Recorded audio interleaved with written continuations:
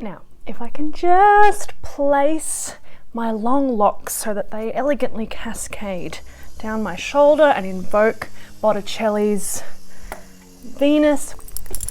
Yeah, look, we're not quite achieving the effect that I desired today, but please excuse my vanity because we are talking today about Venus, the goddess of beauty, Aphrodite, sex, love, relationships, marriage, the finer things in life, the arts, all which is good and beautiful and exquisite, and jewelry that speaks to the finer things in life, at least from the exoteric perspective. From the esoteric perspective, Venus is the lord of the fifth ray of concrete knowledge and science. She is connected to the ajna center, and she is the alchemist, considered Earth's older sister or her higher self, so to speak. So if you want to learn more about this illuminating planet of the fifth ray, keep watching.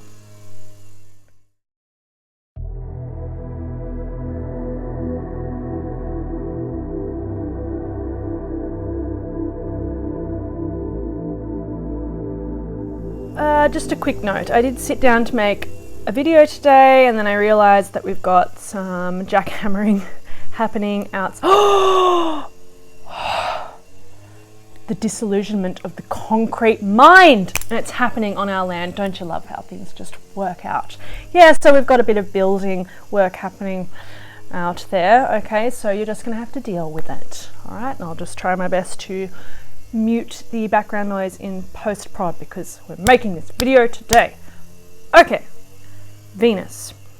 She exoterically rules Taurus, so let's consider her expression there. We're talking about the densest form of desire, of course, as we've spoken about. In Taurus, desire is expressed in all its forms by the bull, and so Venus here is about the raw instinctual desire nature and the longing for satiation. So food, sex, money, possessions, the densest way in which that magnetic attraction, the desire to pull something unto itself and to fuse with it, the urge to merge expresses in this way in Taurus, whereas in Libra, where Venus also rules exoterically, we see the love and the lust problem or dilemma or romantic movement there in terms of the bringing together of the opposites as it plays out with relationships, interpersonal relationships, love and lust, and the alchemy of two people coming together in a marriage. Venus is often said to speak to qualities of the anima in a man or the potential wife in terms of some exoteric techniques, all of these good things. When we start to have some esoteric impulses of Venus come through, in the case of Taurus, we start to see this piece of the values coming into play, where we start to weigh this and that is something that comes about in contemplation of desire, because it is that question of why do we want what we want, and what is really the product, the end goal of the satiating of that desire.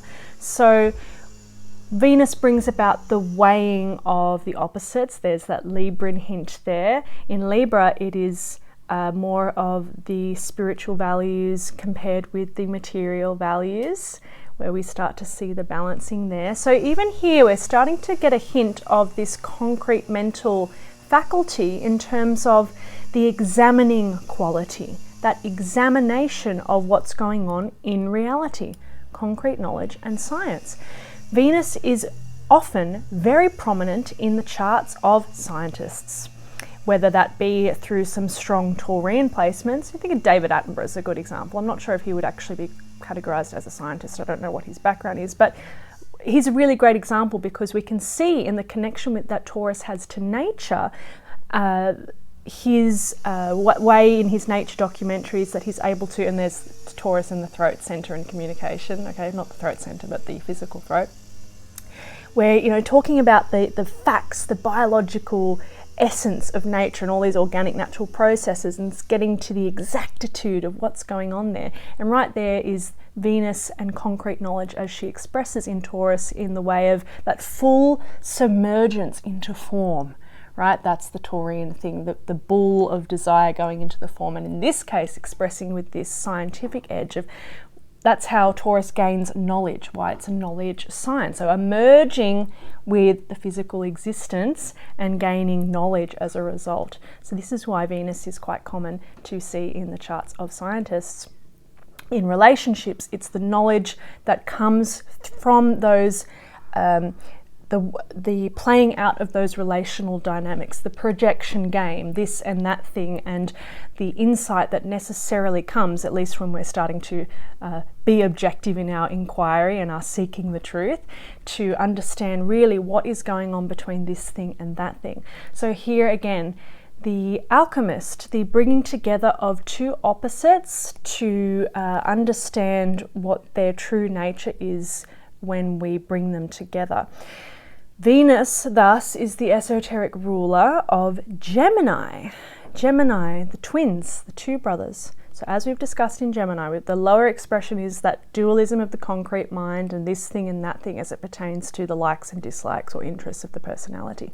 But esoterically, we're talking about the vertical brothers, so to speak, the brother matter as the personality and the brother soul as the spiritual self, and the relating of those two. So in Gemini, we see the resolution of Venus that she brings in terms of Mercury first identifying and having this communication between the two selves, so that we begin to have an awareness, Mercury and Buddhi, of the opposite selves. Oh, this thing and that thing, the self and the not self in terms of the vertical plane axis.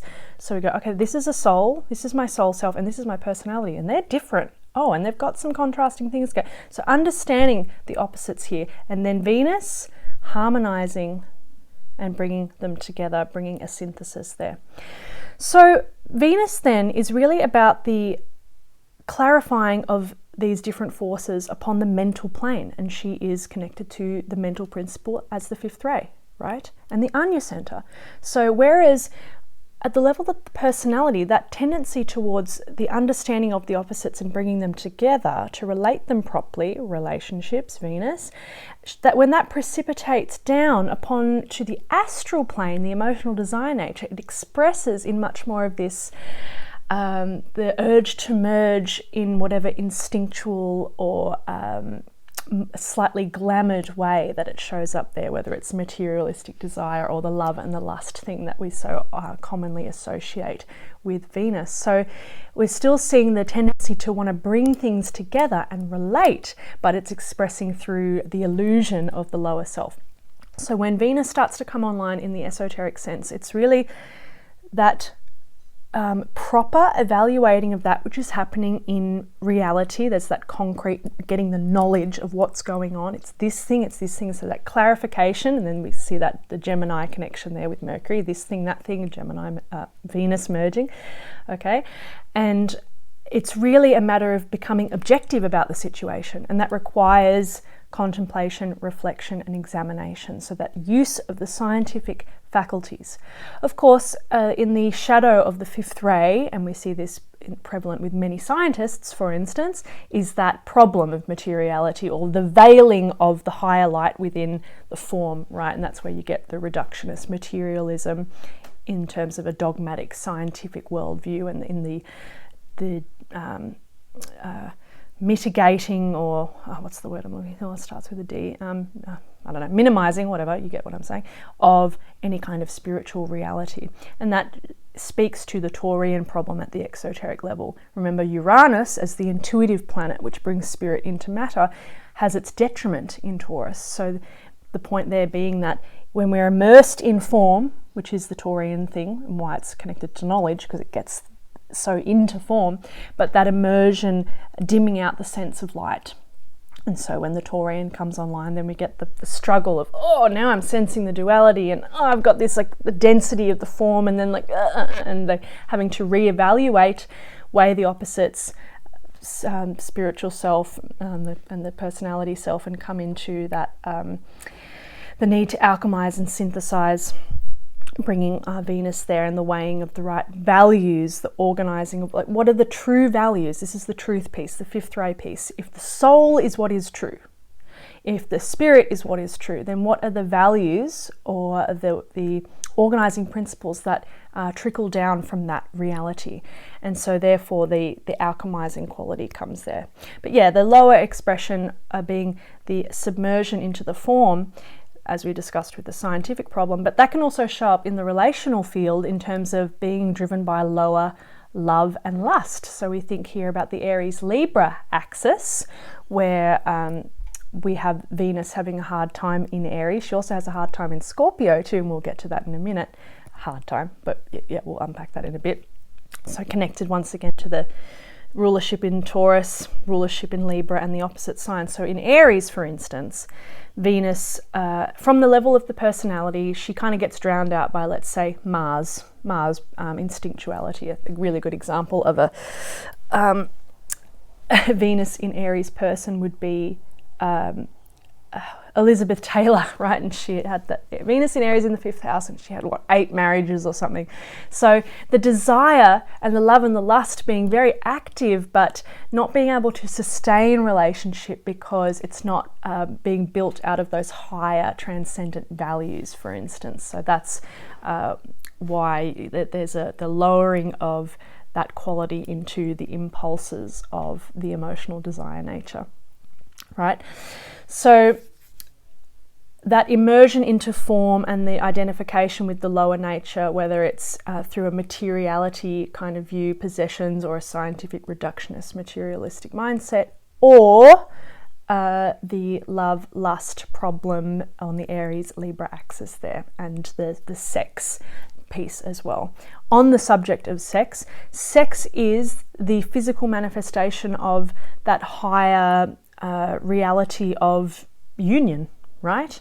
We have the polar opposites as they express at the physical level with male and female, and this is Libra again, ruling the opposites on all these different levels of reality and why it's connected to marriage. The relating of the male and female principles, physically in terms of sex and marriage, but then inwardly and esoterically, the anima animus problem, bringing psychic wholeness. Libra is quite a psychological sign in that way. So the wedding of the animus for a woman, or the wedding of the anima for the man, and then that higher level of Libra hinted at with Uranus there in terms of the merging of the soul and the personality. So hinting back to Gemini, the 2 air signs there, the relating of these 2 oppositional forces. So at the level of the personality, we see Libra having this connection then to a quality of androgyny, Libra being one of the most androgynous signs in the zodiac, and the bringing together of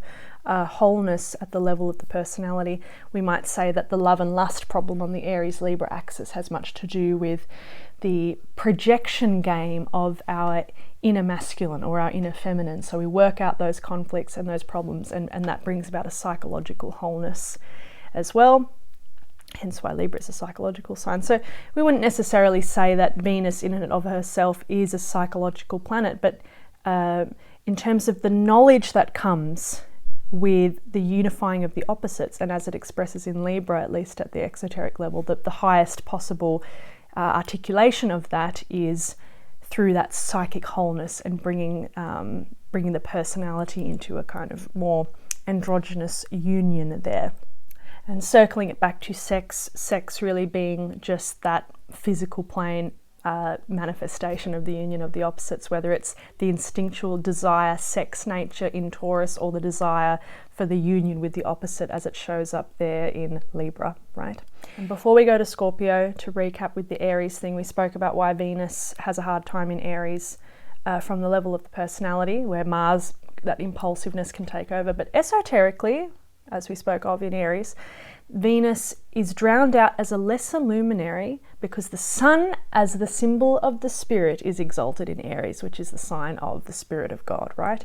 So it's just a point there that even the lower mind, or even the higher mind actually, which Venus speaks to, is subservient or receiving of spirit as the super principle, right? So that's really what is meant by that at the esoteric level. But it doesn't mean that there aren't the challenges at the exoteric level, of course, because everything filters down and has its expression within the Maya.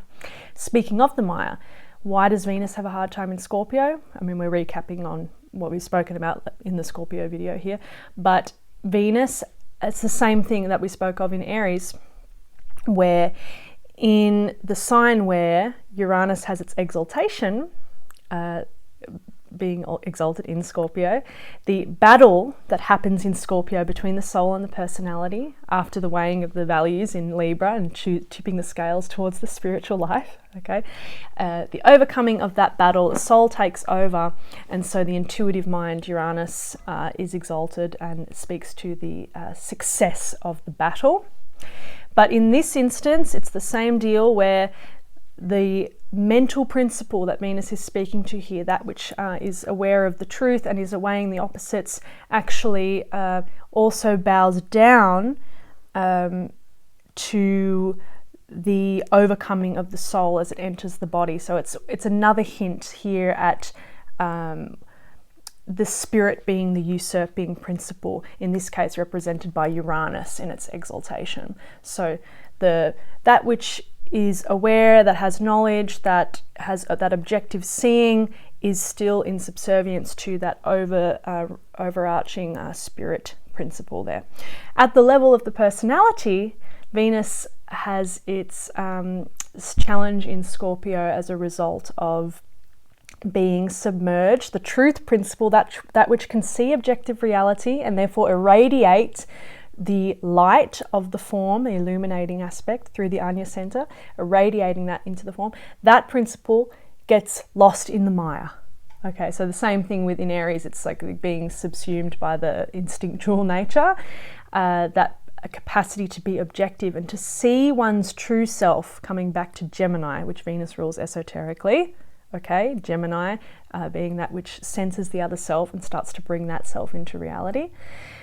Is lost. The awareness of that is lost because one is submerged in the Maya. So that's the lower expression of Scorpio in terms of deception ruling, right? So in the sign Scorpio, the false self as the lesser brother that we spoke of in Gemini is taking full dominion there until there is that kindling of the awareness of the soul self. And when the battle is won, Uranus, right, the soul is triumphant, the spiritual connection there is made. Venus at her hierarchical level rules Capricorn. Saturn, Venus for Capricorn. And here we see that single-pointed unicorn, the crystallization of the spiritual ideal, that which was brought into being or first sensed in Aries and gone through the cardinal cross, comes into its final crystallization and manifestation, exoterically considered in a solid concrete form, a structure, the mountain climb. And so Venus here speaks to the perfected form. She is, of course, the fifth ray planet, so connected to concrete knowledge, science, a proper understanding of how to thus build and articulate and reflect things in the form, hinting at Taurus again, right? Taurus being the fashioner of souls and working with Vulcan there to hammer the tools into the so that form and matter reflects the truth of the divine purpose. So Venus therefore rules the perfected and completed form as it comes into a crystallized structure in Capricorn, in whatever that purpose is in terms of whatever the person is meant to be bringing into the manifested life.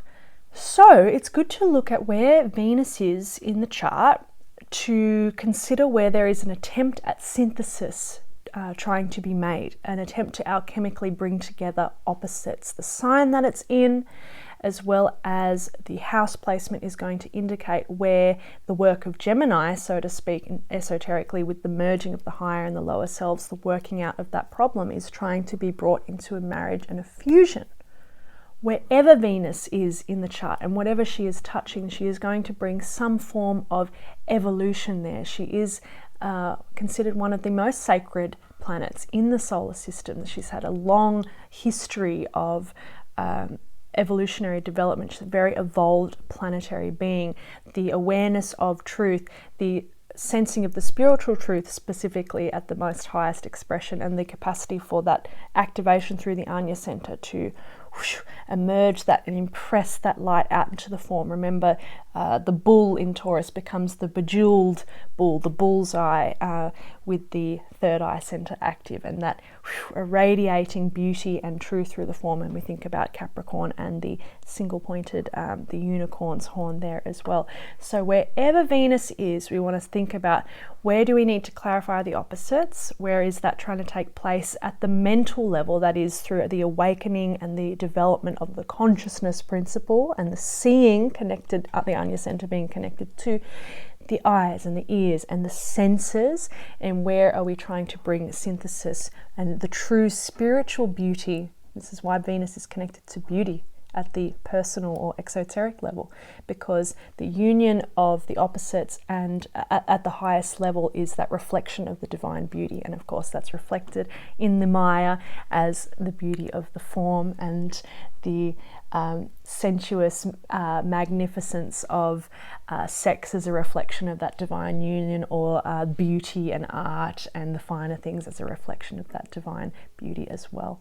So where are we trying to bring that fusion? Where is it trying to take place? And consider that relative, for instance, to Gemini in the chart, and where the resolution of those opposites and the coming together is trying to be made.